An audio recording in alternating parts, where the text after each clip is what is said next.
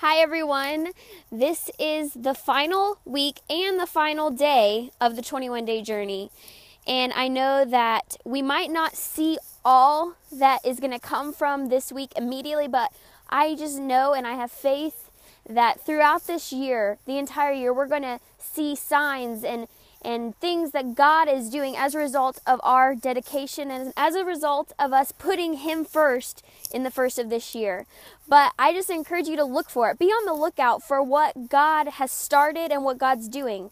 You know, sometimes we get just so caught up in the day-to-day things that we're not looking to notice what God is at work in our lives doing. You know, in the Old Testament, we all know the scripture where God said, "I'm doing a new thing."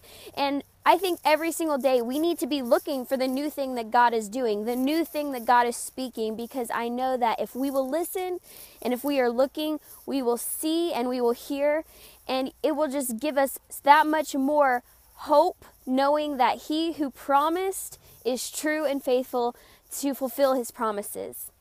And there's one other thing I wanted to just encourage you with. I know that we whether it's a fitness goal or whether it's just a lifestyle goal with the new year, we try to make these goals and these new habits, and it's kind of a day-to-day and week-to-week thing. We have a good day and we have a bad day. Oh, I ate well today, or I worked out today, or I managed my time well today, or I stuck to my budget this week.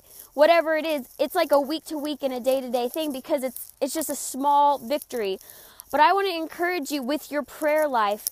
You might be really proud, and you should be, of yourself for sticking to this 21-day journey, or even this fasting. Maybe you did once a week. Whatever it was, you should be excited because that is an accomplishment. That's something that you accomplished and that you did, and it's something great.